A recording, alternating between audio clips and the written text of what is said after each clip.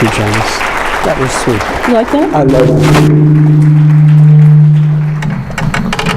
it. It either works too good or not enough. That's off. Yay. Thank you, Janice. Wow. It's like a party. So have you ever had the AV system just be against you? I have. So have you ever gone to a conference and opened your suitcase when you're unpacking and catch a whiff of cat urine? I have. Is there anything on this earth that's worse than the smell of cat urine? I don't think so. As I've driven around the state for my whole life, I'm from Iowa, I've noticed, I'm waiting for the AV fairies, I've noticed many things dead along the road, roadkill. And I've also noticed that nothing eats dead cats. If a cat gets killed in Iowa, its body will lay there. Crows don't touch it. Cats are disgusting animals. Hold on. Have you ever had? I'm going to switch back then. Your boss is a cat lover. So I have to stay right under the, can't really wander. So really I'm testing this out for Dr. Greg so that when he gets up here, he can see what not to do. Have you ever had a relationship in which there was a cat that was pre-existing in the relationship that you inherited? And it got really old and you started confusing euthanasia with just wanting to kill the cat, and you left your computer screen open to the website Ethical Ways to Kill Your Cat, and your wife saw the screen open. I've had that happen. Hey, I've got another one. You've got another one. I've got another one. I can do this. I don't have to wander. But by the time Dr. Greg gets up here, we'll have this figured out, right? You know, we pay a lot for AV. Yeah, you too. I got to put up with a lot of crap. You do got to put up with a lot of crap. Test. All right. You take this. You want to put that in my pocket? No. I didn't think so. Got it. I can fix this. All right, thanks. So this morning, take it with you. This morning when I got up, I had done some laundry, and God love my wife. She doesn't do my laundry, but she takes it out and throws it in a pile. And I found those socks, and the senescent cat we have that she thinks has dementia found my socks and left me a message for today. So I'm not wearing those socks, but if you catch a whiff of cologne, it's not my intent in any event. So I'm going to talk this morning and tell a few stories that connect dots about the journey that I've had to frankly to this conference, and to some of the concepts here that have attracted me for the last 20 years and that we have on our agenda for today and tomorrow. We have some really cool stuff. We have some stuff that's going to stretch the minds of Iowans. Iowans are not quite as bad as Missourians. We're skeptical.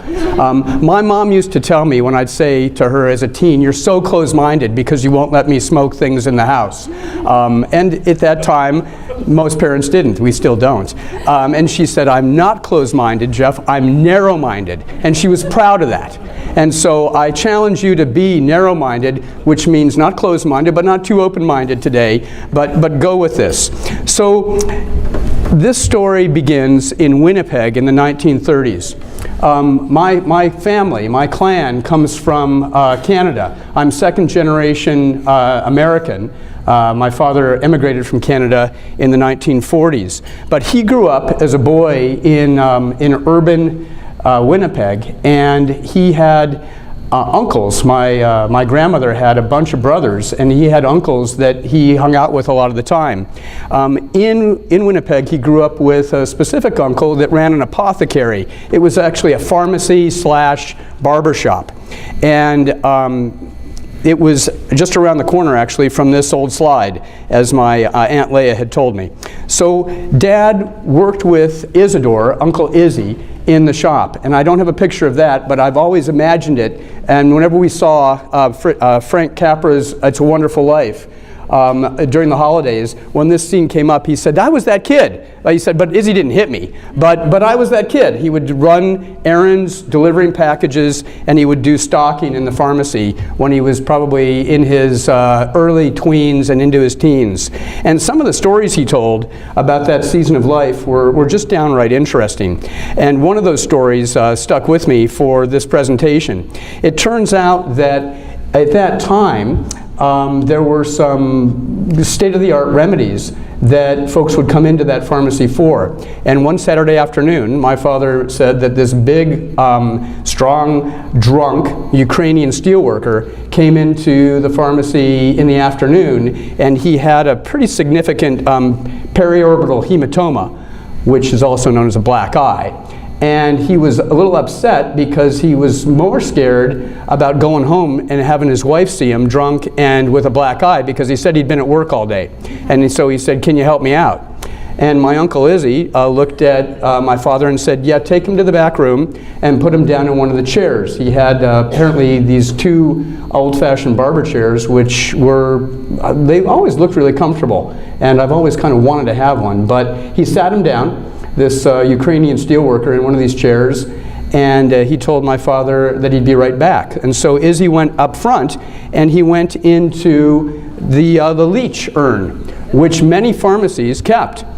This was a treatment where you would there were kids who would go out to the lakes and they would collect leeches, and they'd bring them and they'd sell them to the pharmacies, and they actually had these customized porcelain containers, because if you put something in a fancy container, it looks like you can sell it. I don't know. It has holes. And leeches were, and frankly still are, a treatment. And so he brought back a couple of leeches, and he told this guy to lean back, and my father's standing there with his eyes wide. I had never seen this before. And Izzy puts these leeches right over the bruised area, and they do what leeches do. They secrete a small anesthetic, and then they attach themselves. It's painless, apparently. I haven't had leeches on my face, but it's painless.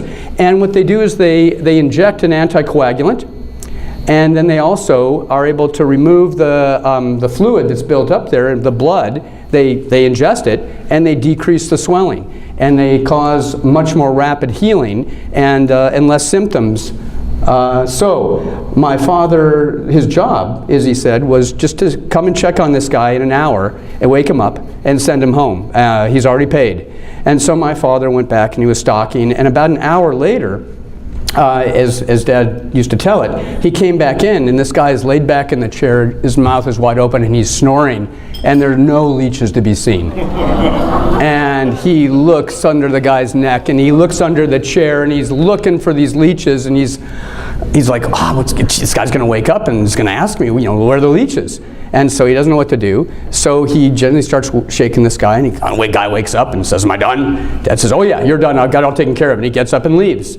And so the story was, I didn't know where the leeches ended up, but the guy got a twofer. He got a snack, and he got a treatment. So I bring this up because it's not widely known, but today leeches are a mainstream medical application. They're used to deliver localized anticoagulation, and at the same time to remove swelling in very small areas, both for plastic surgery and for microsurgery. And if and when people have facial wounds in which they have the need for a flap of skin to be pulled over, there's a very critical time period during the initial phases of healing where that flap can start to die. And that's one application that plastic surgeons will use medical leeches to be able to recover and stabilize those flaps so that scarring is minimized. There's also a great story that I saw as I was looking into this of a bass player in Rhode Island who also was a carpenter. And this is an upright bass player, a very proficient bass player, plays in a lot of jazz festivals. And at the end of the day, he did what many people might be prone to do and have done, is he ran his finger through the table saw. And his wife was quite forward-thinking. She came out and looked at him and said, "I'll get to you later," and got down on her hands and knees and looked all over the corners of the room and found that finger and put it in a baggie and put it nice, and they rushed into the Rhode Island hospital, and they were able to reattach it. But they also used every 6 hours medicinal leeches to be able to save Brigham Bro's finger, and within 6 months he was up, his finger was reattached, and on he went. Now I tell this story because it's a little bit gross. It'll wake you up in the morning. And because it ties in with cats in a little while, which I'm still trying to figure out how to live with, but also because it has some connection to actually how I got here and what the theme of this conference is. So my father, after having spent time in that pharmacy, was a bit intrigued by medicine and ended up being a pediatric cardiologist here at Iowa. And he had this idea that a good physician should always be questioning and looking at practices. He was somewhat closed-minded in terms of medicine. He was, I would say, an American Medical Association adamant in terms of really wanting randomized controlled studies to demonstrate what was good medicine. He didn't have a lot of room for what I would call non-traditional medicine, except when the local kids came over. He had one practice that I still use today. He had kids that would come over that would have warts on their hands. I remember this story. We still do this in my house. If the kids get warts, he would take a penny, he would rub it on the kid's wart, and he would say, "You've got to follow this practice. You've got to take this penny after dark when the moon is up. It doesn't have to be full. When the moon is up, go out to your backyard, turn clockwise 3 times and bury this penny. And within 2 months, your warts will be gone." Well, it turns out most warts are gone in 2 months anyway. And so he would use the placebo effect when he couldn't do anything else. So he was well known for doing that. And there's a black and white picture of us at about the same age. So you see the apple doesn't fall far from the tree. And just because I'm showing black and white pictures, I found this one of our AV guy. From about 25 years ago at this conference as I was looking through old pictures. That is our AV guy, Tom Brown, back in the day, looking a little cool. What the heck? Some of us know him. If you're new to this conference and you haven't met Tom Brown yet, you will. So moving forward through this saga, in 1986, I diverted from a career in archaeology to one that was arguably medical anthropology. It was one that I was very intrigued by. I was able to, by volunteering initially and then showing up at meetings as a volunteer, setting up computers, I ended up landing a job as the program director for a National Institutes of Health research project out of Iowa City on the self-care practices of 4 ethnic groups in Iowa: Old Order Amish, Norwegian, Czech, and Greek. And we still have in Iowa these populations in those locations. The hypothesis was that even after multiple generations of immigration, people bring and hold old country, old family traditions about how they conceptualize and respond to health and to illness. And so we went out, a team of us from across the state, and interviewed scores of families from these different groups. I was placed with the Old Order Amish because they were close to where I lived in southeast Iowa. And we went and we asked them to fill out healthcare diaries and then to sit and visit with us and going over these diaries about what had happened over the last month that was of a health or illness condition and why they did what they did. And so the goals were to understand the healthcare practices and beliefs of people, but then also to try to understand how do individuals with chronic illness and their families manage their chronic illness within their cultural beliefs and practices. It turns out that the way that families conceptualize an illness or symptoms is guided by who they have around them, the information that they have. And this is pre-internet, believe it or not. It meant some of us were working before we even had the internet. We just had these new big, there weren't even laptops then, it was cool. In any event, all groups, Czech, Norwegian, Greek, and Czech, had a system, a compendium, a myriad of home remedies of complementary and alternative medicines. And these were alternatives to evidence-based medicine. And in southeast Iowa, there are still hundreds and thousands of older Amish that use traditional medicine, meaning medical-based allopathic medicine, University of Iowa healthcare clinics mostly, as their location of last resort. This is a community that self-insures and that treats at home as much as possible. So we find and found that the way that families and people conceptualize an illness and their symptoms guide their decisions about those available practices, and that they're woven together in a framework in which the professional sector is relatively small in terms of the majority of things people do. The majority of things that people do in Iowa, and this has been supported by literature and science that came afterwards and came before, comes out of the popular sector and or the folk sector, folk beliefs. So people turn to their social networks, as they always have, whether it's Facebook today or the internet, and they turn to formal and informal healers. And so there is this, there are these constellations of information, of which the internet is now a significant piece, but they are still woven together in those ways. And frankly, what we found wasn't rocket science, but it was at the time quite a wake-up call to many practitioners of allopathic or mainstream medicine, that people would spend so much time consulting before they ever got to a professional health provider. People who are licensed healthcare providers, they would spend a lot more time talking to family, friends, and lay health providers and delay going in for treatment.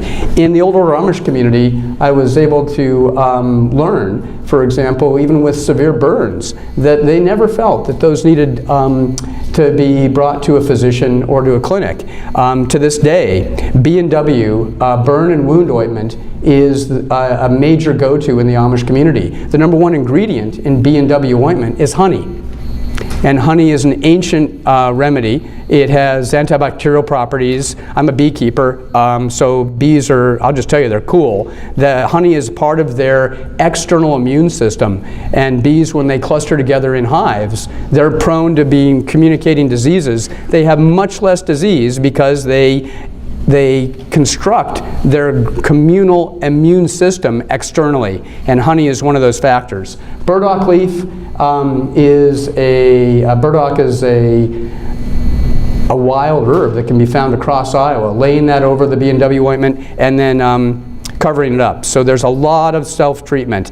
But you know, it begs the question, as we talk about this concept of evidence-based medicine, which I'd like to talk about this morning, have we been blinded? Have we been blinded by science? Anybody remember the song? She blinded me with good. It's just not me, guy. Right on. So evidence-based medicine, which is really what I want to leave you with, some components of this morning in the midst of my story of stinky socks and leeches, is, and this all ties together in my mind, we'll see if it does in yours. It's you ever have that experience where you stand up in front of a bunch of people to present at a conference and you wonder whether your idea for pulling stuff together is going to work? I've had that experience. This is the buzz phrase these days. It is the buzz phrase in Medicaid. It is built in to the language of the law that deployed the MHDS regions, that they must use evidence-based practices, evidence-based medicine. It's now frequently in legislation regarding the mental health system in Iowa, and it's in administrative rules throughout the state. Evidence-based medicine is assumed to be a thing, that there is some place where there is adequate evidence that everybody would agree on. And in fact, I'm here to tell you that's bullshit. But there's benefit. There's benefit. But, you know, don't drink this Kool-Aid too deeply. So evidence-based medicine actually came, its first phrase was found in about 1996. And it was a reaction against observational treatment research in which physicians or other healthcare professionals were relying only on personal experience with patients and applying that to other patients, which is what some of us have called clinical judgment. And that's important to have. A few people would argue with that. But evidence-based medicine relies on this gold standard as its top level of evidence. It's kind of the holy grail. Randomized control trials and or meta-analyses of huge amounts of studies to try to find trends and themes in what seems to work for healthcare professionals, for treatment professionals, for direct service professionals to use and support. It seeks to help to find evidence to support clinical decisions. And we use it all the time. But it's also amazing how much we don't use it and how much we can't use it. So EBM tries to answer a number of questions. What is valid healthcare research? What are the best findings from this research? When is healthcare research ready for prime time? When is it ready for application? When should you use it? When should you wait? And to whom does something apply to? What population or subpopulation or gender or age or disease or illness or chronic condition profile would this treatment or method be used? And then how do you do it? I mean, how do you actually apply it? When, frequency, duration, and scope?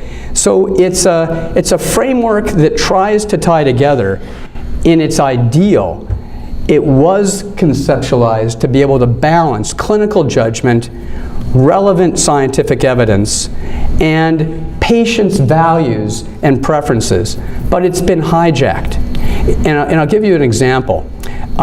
With managed care in Iowa, which how many people have heard of managed care in Iowa? All right, you're my people. We've been living with this for 2 years. Been drinking from the fire hose, trying to adapt and accommodate.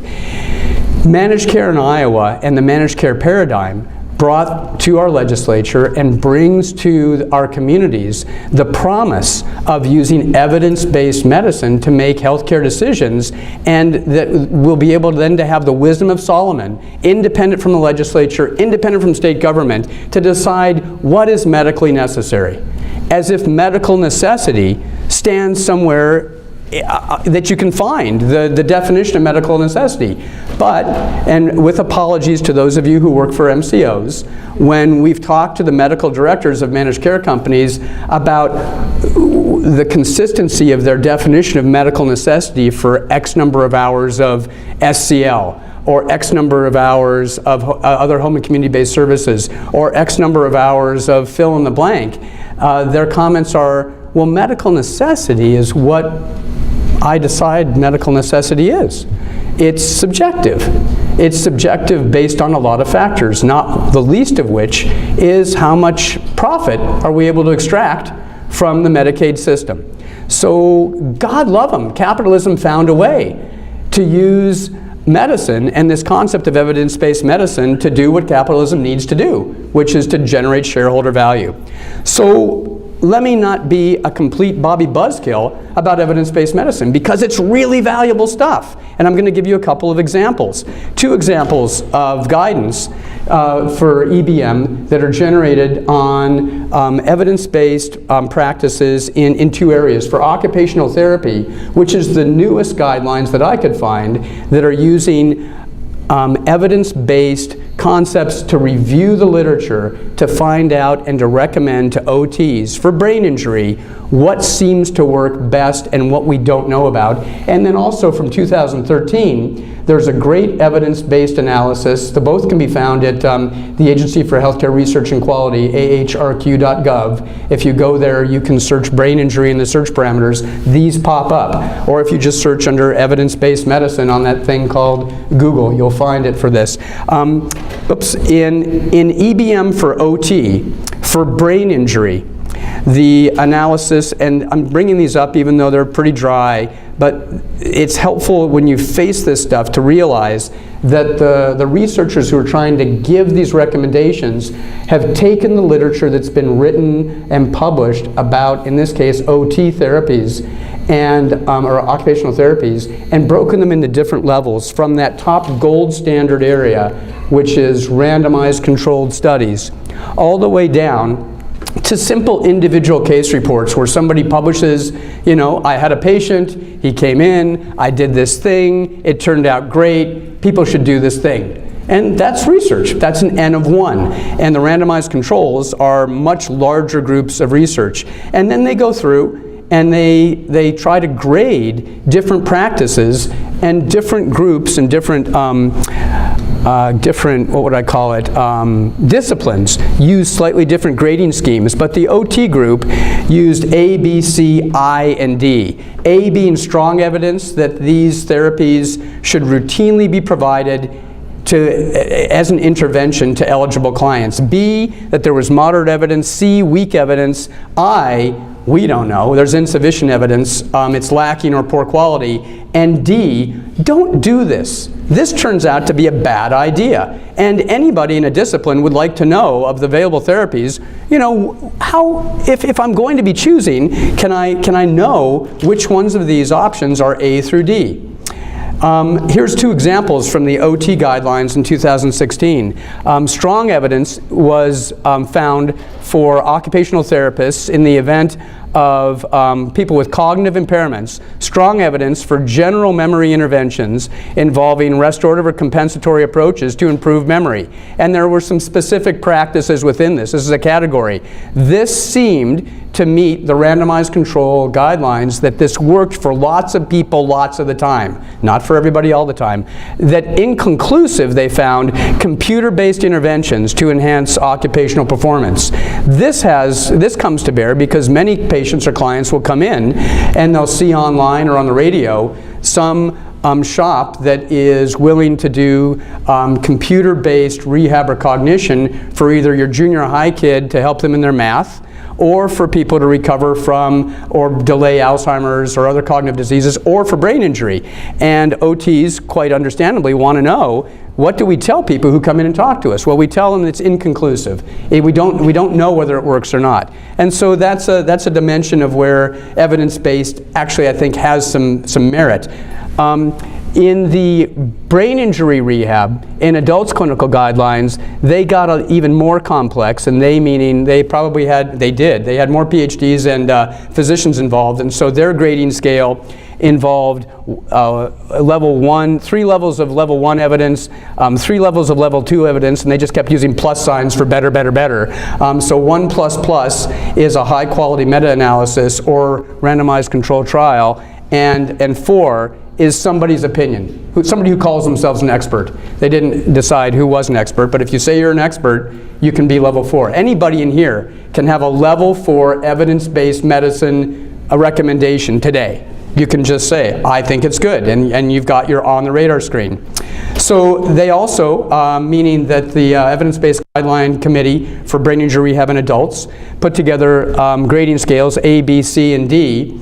And I'm going to give you 2 examples here. Not because I want you to walk away knowing these examples, but because I want you to know that you can find evidence-based medicine guidelines, and you can realize, wow, some of them are B or C. And if a managed care company were to say, oh, it's not medically necessary, it's not evidence-based, your response is, well, sure as hell is evidence-based, it just might not be level A. And guess what, in the brain injury field, there are not many level A's. And I'm going to talk about that too and why. But for cognitive rehabilitation and memory, learning techniques that reduce the likelihood of errors, or this concept of errorless learning. And for those of you in direct service for people with brain injury, in community-based neurobehavioral services, in HCBS, this is worth looking into. This is worth looking into. It turns out that after brain injury, the brain is much, much more sensitive to making errors than it was before brain injury for some people some of the time. If you've seen one brain injury, you've seen one brain injury. Errorless learning is a concept in which you're working with a client and you're doing your best to avoid having them have the emotional reaction to screwing up. Because what seems to happen with brain injury is that when you screw up and you feel the emotional consequences of being wrong, you remember that behavior and you repeat that behavior. People who are more neurotypical, when they have that experience, they remember the behavior and they avoid the behavior because they connect the memory with the experience. When your memory's been compromised, you don't connect as well the negative part of the memory. You repeat the error and you re-experience the stress of being wrong again, if you're that kind of person. Now, in my house, we've managed to avoid or reduce that error experience. We take turns days of the week. On Mondays, it's Auver's day. Whatever goes wrong in the house, Auver's problem. Auver did it. We just assign blame. On Tuesdays, it's me. So anything that's wrong, that the dishwasher didn't get unloaded, that the dogs didn't get fed, Dad did it. We figured out that if we can assign blame quickly in our house, we can move on. And when we all know that it's random, you know, that nobody takes the blame and nobody feels very embarrassed, we just move on because we're all screwed. Anybody make a mistake this week? Right. On the elevator this morning, the guy next to me, I said, how's it going? And his response was, or maybe it was my response, one of us said, haven't made any mistakes yet. And the other response was, oh, it's early. You know, that's right. We're all making mistakes. We need to be able to take risks on behalf of the people we serve. We want to reduce them to the degree possible. So look into errorless learning in the BI Rehab and Adult Clinical Guidelines at what the heck is it? I don't want to give you the wrong, ahrq.gov. And this is up online. We've posted this PowerPoint on our website so you can get at it if you want to. So that's just one patient-oriented medical pearl that you might be able to take away from today. A D level, not so much, is that patients with memory impairment after TBI should be trained in the use of compensatory memory strategies. We all try to train on compensatory memory strategies. I mean, I was trained to do that as a young professional. This is what we did for brain injury. It's not that it doesn't ever work. It's a D level, meaning that it's evidence level 3 or 4, meaning that there are non-analytic studies and or case reports and expert opinions. We do it because we believe it works. We don't do it because there's science behind it. Doesn't mean you shouldn't do it. If you find that it works, you can do it. But don't believe that just because you can say it's evidence-based, that it's the same level of evidence as a randomly controlled trial. Not that even that should be the holy grail. But I'm going to move on. So evidence-based, as I talked about before, has been co-opted, and it's been pushing past its utility to a significant degree. In Iowa Code section 331-397, subsection 5, that actually requires these mental health and disability services regions. And for those of you, by the way, I forgot to mention, are the 2 Kansans from Mind Matters in the room? Oh, could you stand up? Your boss reminded me when I got to this slide to introduce you. Janet Williams is a longtime friend of the Brain Injury Alliance. She said that one of these gals, it looks just soft and nice but is tough as nails, and the other one is tough as nails any way you look at it, but they both have a deep passion for brain injury, and she wanted me to thank you for taking the time to come up here and for what you do. So a round of applause for our Kansans. Now, I've done my job for Janet. She said, just embarrass them for me. Done it. So if your boss does that, yeah. In any event, for those of you from out of state, Dr. Greg and others, we did something interesting in Iowa. We don't centralize all funding for disability services. We let the counties generate money off of property taxes, and then up until recently, each of our 99 counties could deploy its own service delivery system with its own definitions and its own service availability and its own ideas of what was good or not so good for people with disabilities. We had 99 systems of disability services. If you lived across the street in Cedar County from Johnson County, not just a few years ago, you might be able to get a degree of community-based in-home services that the person across the street couldn't get because they were in the other county. Well, we fixed that, right? We demanded that the counties cluster together in county pockets of 3 or more counties to form regions. And then we told them that they had to kind of maybe share their money and pool their money so that they would have regional service systems.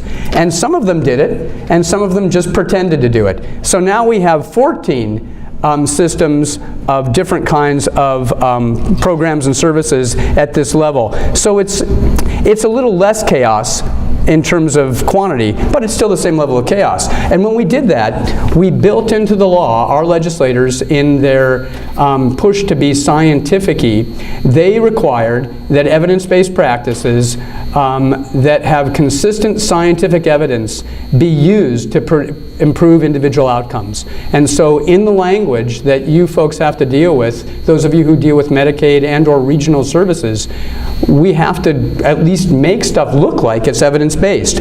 It's based on this concept of accumulated scientific evidence. The MCO performance in Iowa, the managed care companies, and again in Iowa, we followed Kansas, God love you, in privatizing our Medicaid system with managed care companies. And those MCOs are required in part to show that their decisions are based on evidence-based treatment guidelines. These, I argue, have been hijacked to reduce services that are not medically necessary based on that concept of medical necessity. So we got to be careful what we ask for. We've got to be careful what we ask for. Randomized controlled trials, RCTs, there's a typo, are in a very big way not doable in the community-based setting. They're not doable for people with brain injury. They're not doable because a person with a brain injury, when we encounter them in the community, they have this long history that includes their age of injury, their gender, their genetic type, who they were genetically, the location of their injury in their brain, the severity of the injury, the time it took from the time of the brain injury to the time that they got acute care, the quality and kind of acute care they got in the hospital or setting they got it in, the kind of immediate post-acute care they had, how much their financial resources were able to bring to bear after they got out of post-acute to be able to provide ongoing rehab, whether they had insurance, what was their pre-injury education status and resilience to having the injury. An example for that is, many of us know young adults who were injured who for 1 or 2 years were kind of taken out of their social cohort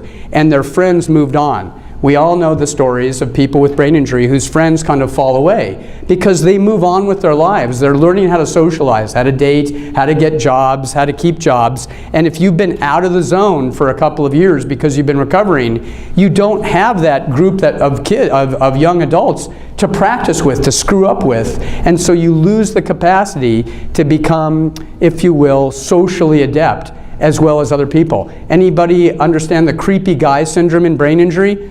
Dave, you can raise your hand, we talk about that. The creepy guy syndrome. We know that young adult males are among the most commonly injured. Those of us in the brain injury business inevitably experience somebody 40 or 50 years old who is most comfortable interacting with 18 to 22-year-old people.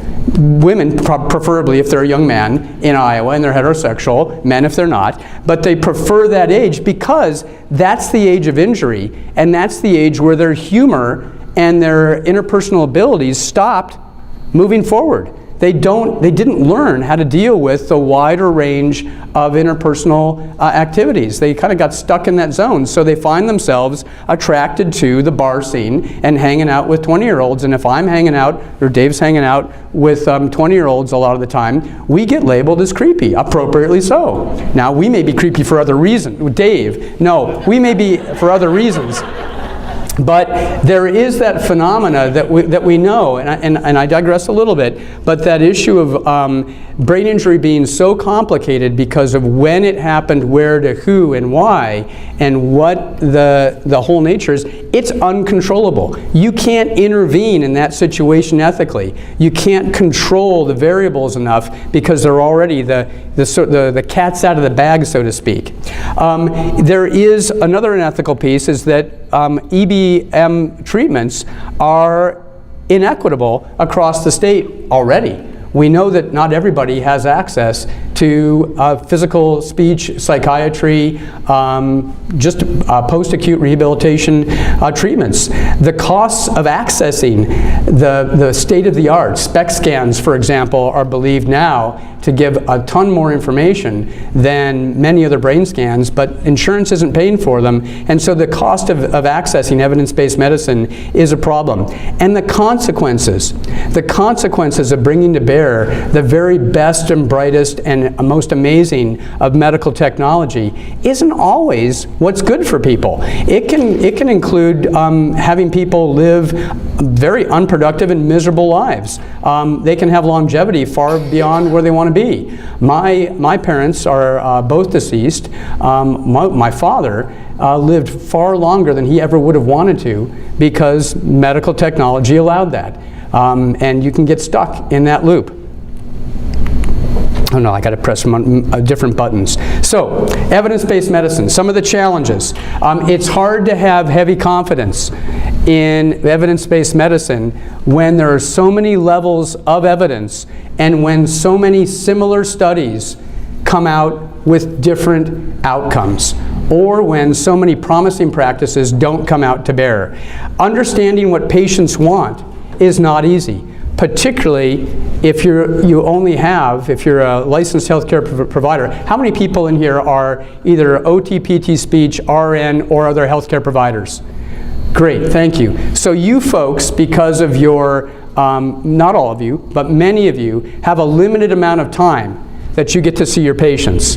And you've got a specific amount of interaction that you have to get done to check the boxes to show that you performed an evidence-based medical intervention so that you can get reimbursed. It doesn't leave a lot of time to really deeply understand what the patient wants. And that's not always easy, particularly if you're an MD. Circumstances vary widely from location to location, not only across the state but across the country, in terms of resources or expertise.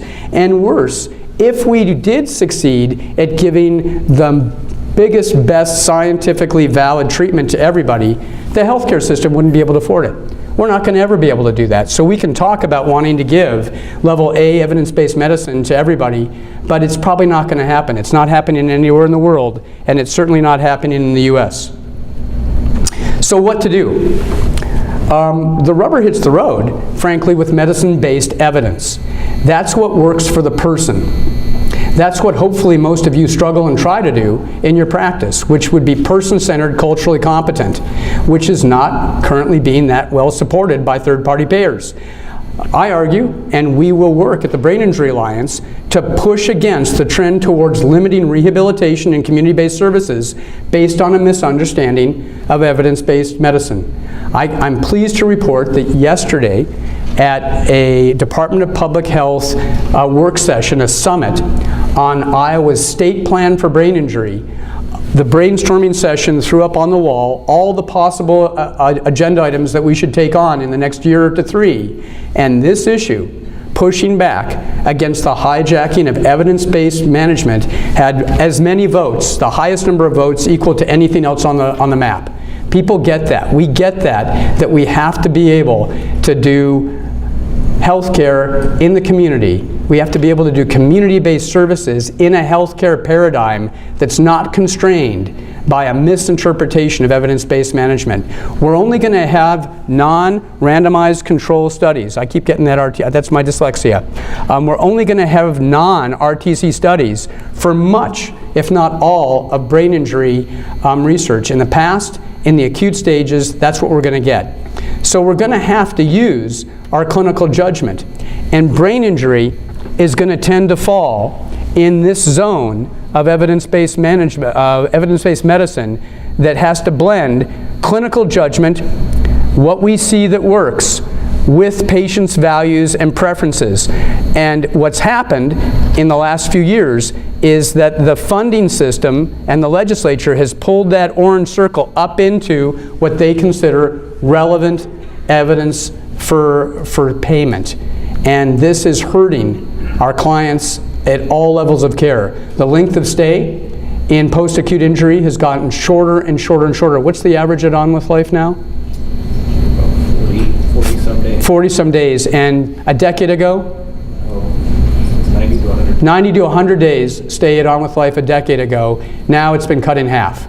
And practitioners know that they can't do what they used to be able to do to help people be ready to get on with life. And this is not just at On With Life. This is Craig Rehab in Colorado. This is Spalding in Boston. This is RIC in Chicago. This is the Mayo Clinics. Everybody is subject to this phenomena. I did that one. Here we go. So this slide, actually this is one of the few slides that I've actually published. I have to put that up there just to let those of you in academics know that, God, a long time ago this guy got in the Holistic Nursing Practice Journal. In fact, the article after me, the title was Human Beings as Four-Dimensional Negentropic Energy Fields. And so that's, you know, it was a little far out there, but it's a journal. Got it published somewhere else too. This was a little bit more robust, the Journal of Cross-Cultural Gerontology. But the point being that people are still, to this day, our clients, people with brain injury and their families, are still reacting to the symptoms of their injuries, the experience, by primarily consulting a range of different sources with professional health providers fairly low on that status. And so knowing that folks are coming to you, having used the internet, having talked to to mom or to grandma who's had a lifetime of experience to connect the dots. So let me take you down another rabbit hole from here, and another Iowa connection. So the National Institutes of Health, National Center for Complementary and Integrative Health, came out of Iowa. God love us, we do some cool stuff. You know, the brain injury waiver came out of Iowa. The whole waiver system for home and community-based services came out of Iowa. Katie Beckett and her mother Julie Beckett convinced Ronald Reagan that the nursing home bias in Medicaid, and the only option for Julie Beckett's daughter here in Iowa was to go to a nursing home, was stupid. She managed to get her way in front of Ronald Reagan, who went down to his Health and Human Service Secretary and said, this lady from Iowa is telling me that her young daughter to get services can only go to a nursing home? Is that true? And the director of DHHS said to Reagan, that's true. And he said, that's stupid. Fix it or you're fired. And within a couple of months, there was the Katie Beckett waiver. And the Katie Beckett waiver transformed into Medicaid waivers across the country for all kinds of populations. The National Center for Complementary and Integrative Health was established in 1998, 7 years after its predecessor, the Office of Alternative Medicine. And that was formed by Senator Tom Harkin and also former Iowa Representative Berkeley Bedell, both of whom had personal experience and have won trials with themselves. Bedell believed that he had cured his Lyme disease by drinking cow colostrum, the very first milk that comes out of cows. He had a dairy farmer neighbor, he got the colostrum, he drank it, his symptoms moderated for Lyme's. He said, this works. We should have a national organization that does this. He didn't know science, but he had influence. He went to Harkin. Harkin had been treating his allergies with bee pollen for years and found that his allergies were much better when he was taking local bee pollen. I think I said I was a beekeeper. I'll tell you, that works too, but I'm not selling bee pollen today. It's hard to get. It's teeny tiny, and it comes in on those bees' little legs, and to take it off when they're coming in it's a pain in the butt to get those little bee pollens off, and they get grumpy. In any event, Iowa CAM, the National Center for Complementary and Integrative Health, came out of Iowa. In the CAM, currently it's an NIH division, and it classifies CAM therapies, complementary and alternative medical therapies, in 5 areas or 5 divisions, just to be able to sort them out. The first one is alternative medical systems or complete systems of therapy and practice. An example might be Ayurveda. If you want to, you can go to Fairfield, Iowa, and get a complete Ayurvedic health workup that will be unlike anything you have ever tried unless you're a user of Ayurveda. You will find out whether you're Kapha, Pitta, or Vata as one of 3 kinds of physical types. And you will have your pulse taken. I've tried it. It's interesting. It didn't work for me. It was just a little too different than growing up in an AMA household. But it works for a lot of people. Mind-body interventions, or techniques designed to help the mind's effect on bodily functions and symptoms. I was talking to Mike Mason this morning. One of the first questions we ask each other is, are you still practicing? And that means Zen meditation. And both Mike and I have a long history of struggling to sit quietly and look at the wall. It's probably the hardest damn thing I ever try to do. Ever try to sit quietly and think about not thinking? I tell you, monkey mind, everything comes across. But part of the practice is just to watch it come across and let it go. And frankly, there's an effect on bodily functions and symptoms.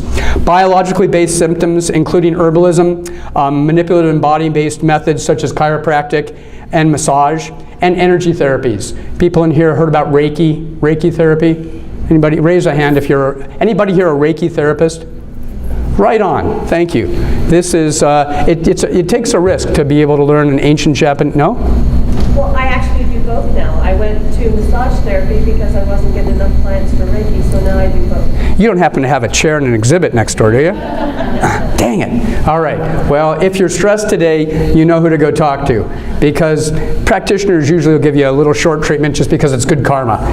I'm not putting you on the spot, am I? See? Okay. Tom, didn't you say you had some tension in your shoulders this morning? All right. So, classifications of camp, but who uses this stuff? Who uses this stuff? Well, the most recent literature comes from 2007, 2002. A lot of people use this stuff.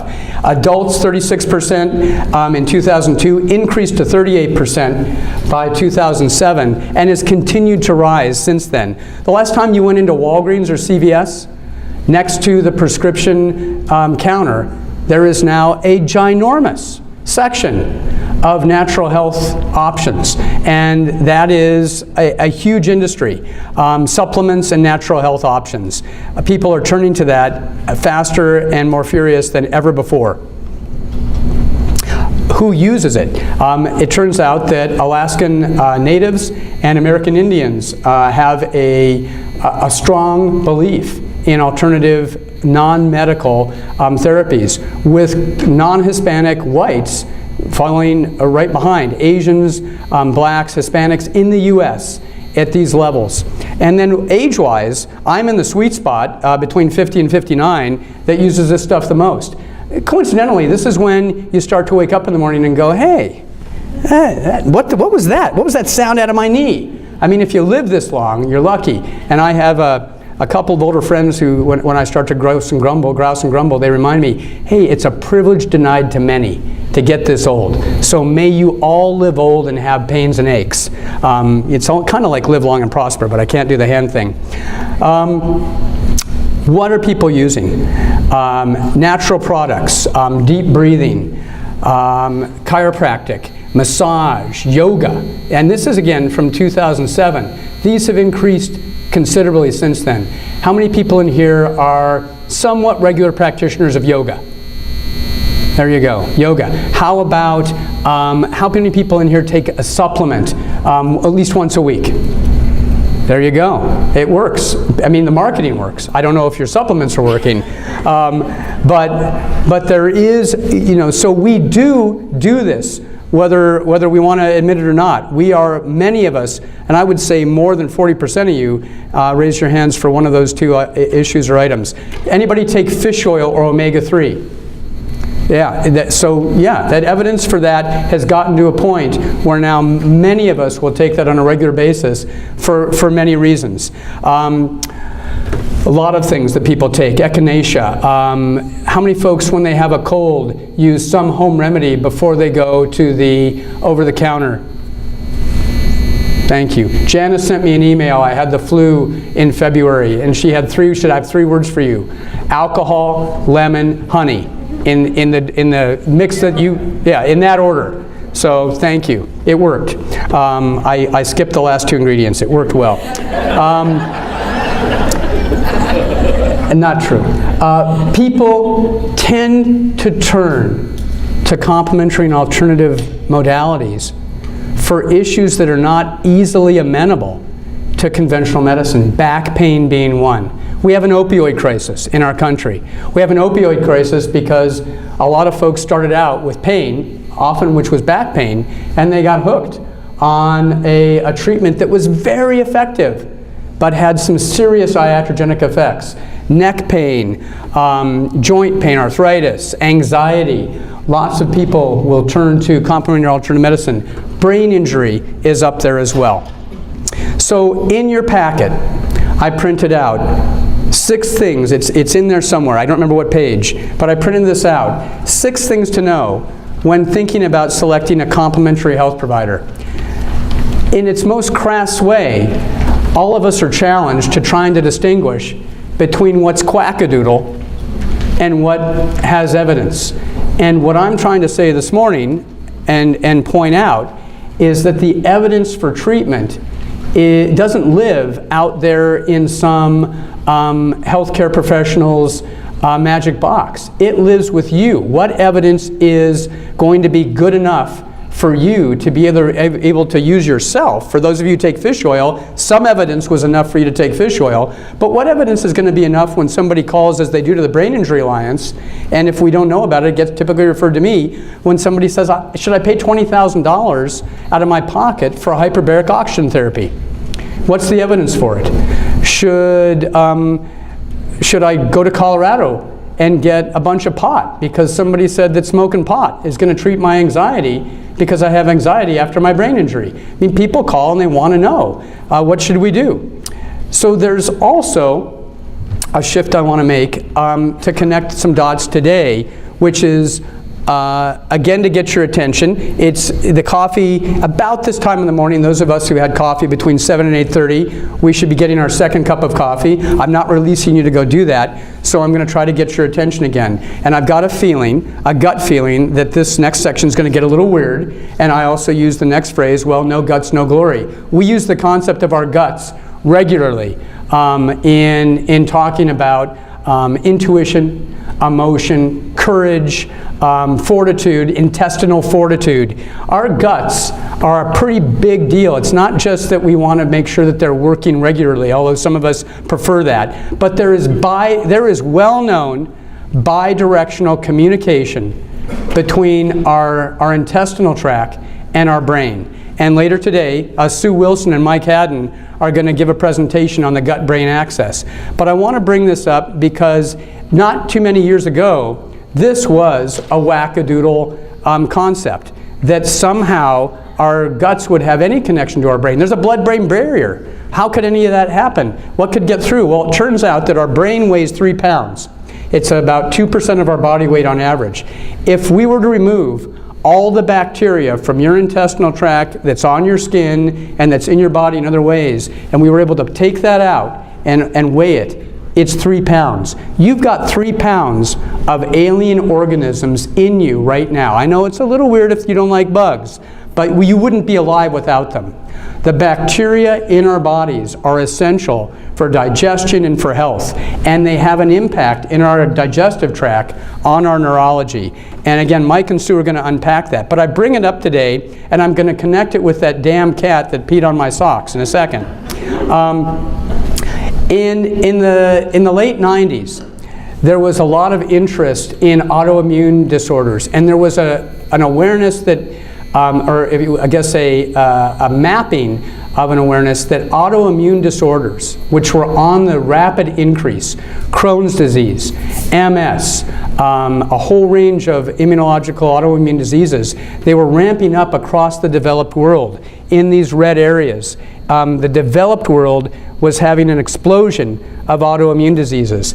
But when compared to the yet unindustrialized world, these areas had lower autoimmune diseases, but they had much higher parasitic infestations, helminths. People get parasites, tapeworms, ringworms, helminths, whipworms, much more frequently, and we used to. Our evolutionary history, most of us had at some point. How many people right now currently feel that they're infected with a parasite?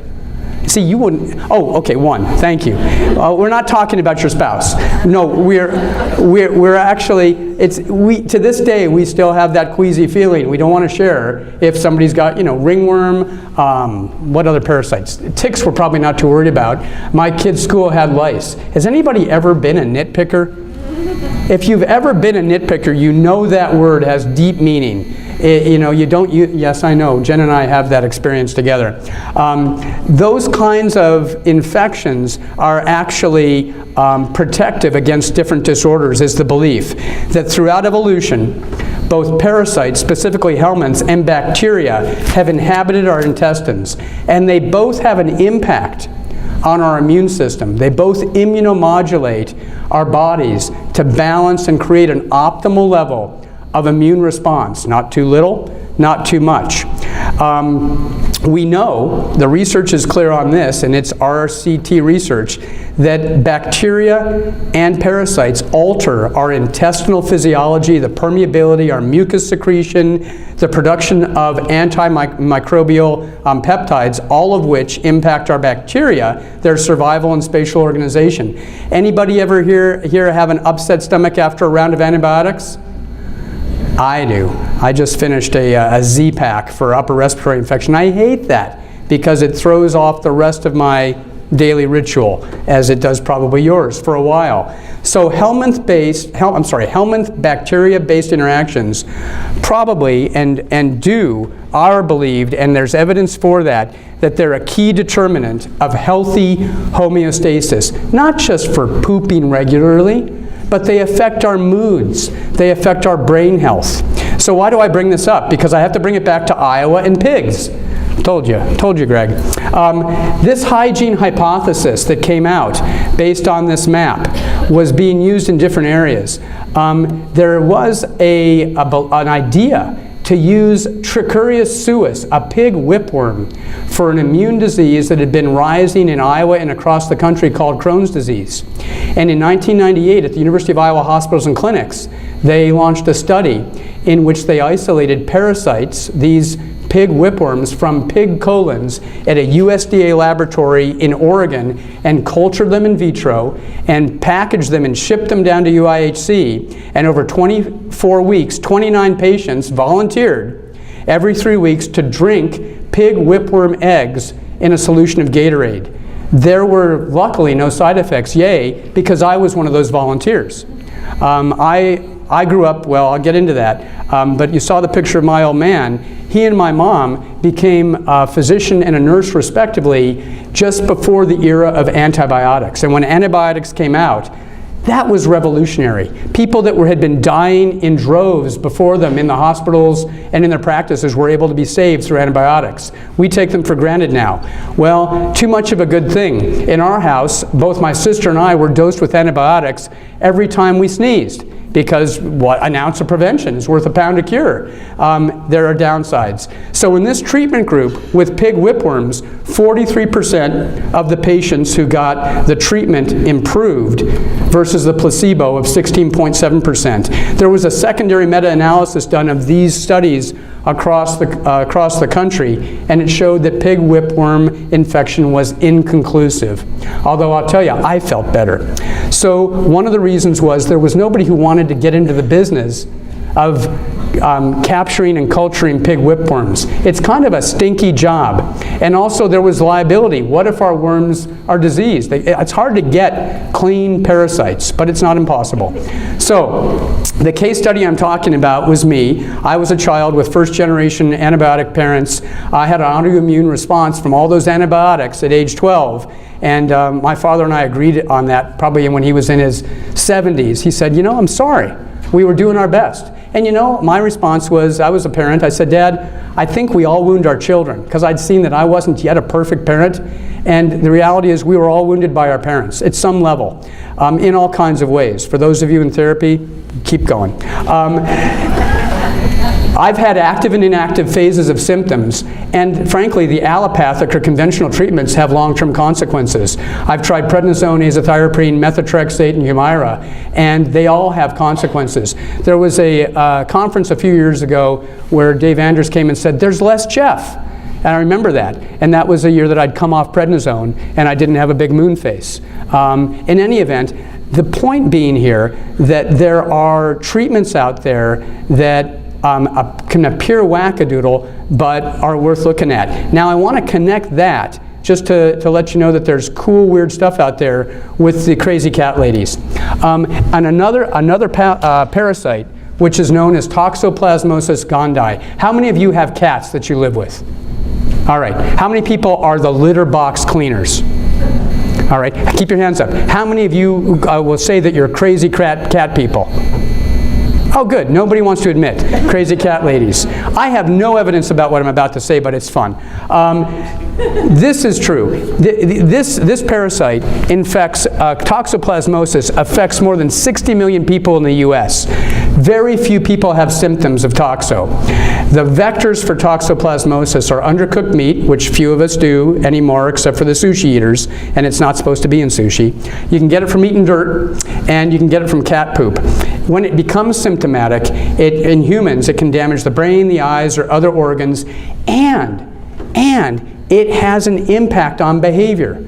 This parasite has an impact on human behavior. There is a clear increased incidence of traffic accidents and behavioral health issues for people who are positive for toxoplasmosis. And in rodents, this is like a wacky thing. In rodents, which is a vector for toxo, the toxoplasmosis parasite has to pass both through a rodent and a cat in its life cycle to survive. And so what it does is when it gets into the rat, it travels to the brain and it changes the brain structure to remove the innate fear of cats. Mice and rats are born with an innate fear of cats. When they get infected with toxo, they have a permanent structural change to their brain in which they are no longer scared of cats. In fact, they're attracted to cat urine. There's that cat pee again. I'm getting it back in. I'm weaving this together. So whenever I smell cat pee, I'm reminded of the amazing diversity of biology and why my wife is probably infected with toxo, and you'll find out why. Because mice go from being scared of cats to going towards cats, and toxo, it's believed, the hypothesis is that the toxoplasmosis parasite has done this so that the mouse gets eaten by the cat and gets its second half of its life cycle. And for those of us who remember Tom and Jerry, you end up dinner. And I'm completely off the wall on this without any evidence saying that crazy cat ladies, of which there are some, and of which I live with one, are probably somewhat infected with toxo, and they're over-attracted to cats. And I have been blessed with a number of relationships. It seems like every girlfriend I ever had and or wife has brought cats into the relationship. And so it is my destiny to suffer. It's not the cats I'm probably angry at, it's the toxoplasmosis. So what? So where am I going with this? I want to talk a little bit about a couple of years ago. Where does this tie together? Not the crazy cats, that was a diversion. What about these two guys that keynoted this conference a couple of years ago? Dr. Yuri Danilov a couple of years ago was up here talking about a technology called transcranial electrical stimulation for brain injury. And Yuri was pretty clear that he thought this would cure brain injury. My comment to Yuri was, please don't say that at this conference. That's just wacky. You can say that you think it might treat brain injury, but if you say cure in this group, we're all going to look at you like, he didn't say it here, but I've heard him say it. And Don Stein was here a number of years ago when progesterone looked to be the holy grail for treating brain injury. In fact, it was so well respected that there was $1 billion put into phase 3 randomized controlled double-blind placebo-controlled studies across the country to determine the efficacy of intravenous administration of progesterone. We're going to go back to rats again. Stein's graduate students recognized that when they were giving brain injuries to rats to figure out how badly the brain was injured with different kinds of blows and different kinds of rotation, that rats that were female rats in a specific phase of their menstrual period had less injuries and less outcomes. And they thought, wow, maybe it's the progesterone. And so Don would carry around with him a little packet of progesterone in his pocket, and in case he ever had a brain injury, he had orders in his wallet to feed him progesterone. And they thought this was really on board to become the treatment and almost cure for brain injury. It failed. It failed miserably. When they started to unblind the clinical trials, they found that there was not only no benefit of progesterone over placebo, that people were doing worse. And so, like much science, we now know that ain't the thing. Yuri was hired. He was KGB. He was in Russia, and part of his job in the KGB was to figure out, in the early stages of drone technology, how to fly bombers over US land areas without pilots.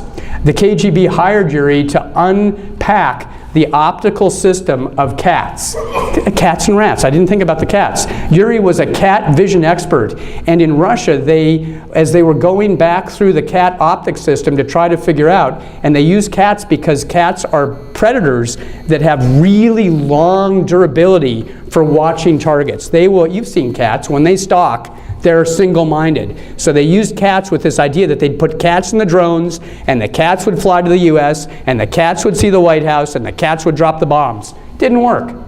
Didn't work. It failed. But what Yuri did realize is that the brain has multiple inputs that can impact balance and vision. He helped develop the BrainPort, which is a video camera that goes on your forehead, and it transmits a signal to a tongue-based unit, and people who are blind can see faces, they can rock climb, they can navigate the world. He wanted to take this a step farther because he saw with that technology, the BrainPort, that people who had MS and vestibular issues from brain injury recovered and seemed to be able to have miraculous recoveries. I can tell you that after about $500 or $600 million of investment by private capital, the PONS unit is going live this fall. They've decided to get a level, how many minutes? 5? Over? Got it, I'm done. Thank you. They're going to be releasing this as a Class 2 medical device. It's going to be available in the next few months. So now what about brain injury? There have been 30 failed trials for TBI since 1993. They've included all kinds of things. The reality is, after billions of dollars and scores of trials, nothing works for brain injury. We can't measure brain injury outcomes. There's too much variability for brain injury. There's the potential for spontaneous recovery. There's the time from injury is different for everybody else. Outcomes are subjective. And businesses don't want to pay for this because there's only 20 years of a patent, and it takes 10 years to get something to research, and they're not going to make money. So we have to go back to understanding, and we shouldn't have left that far anyway, that the process of symptom response is going to be client-based. We need our clients to be able to come to us and ask us what's going to work well to live with brain injury. You have to have a game plan to respond, a way to weigh the risks and benefits, and to understand that that's really always and only been what there is for brain injury. So in the next couple of days, my last 2 slides, I want you to seek POEMS, patient-oriented evidence that matters to you. When you're going through the next presentations, look for patient-oriented evidence that have three criteria. It has to be relevant to your everyday practice. It has to be correct enough for you. Be skeptical, please. And it must require minimal work for you to be able to retain. We don't expect you or want you to walk away from here being brain injury experts, but take a few pearls of wisdom. And then consider what passes your test for safety. Watch for evidence that matters to your person served, and resist being Missourians. Go for being Iowans. Not closed-minded, not open-minded, but narrow-minded. Because in the end, data is not information. Information is not knowledge. Knowledge comes from the interpretation of information and data. Insight and wisdom is what we're looking for. When you can connect the dots, and when you get that place where you suddenly go, aha, I see where this is going. I'm either going towards a dead end or I'm going towards the right place. If you find yourself in a hole, stop digging. but don't stop digging until you find yourself in a hole. Thanks for your time.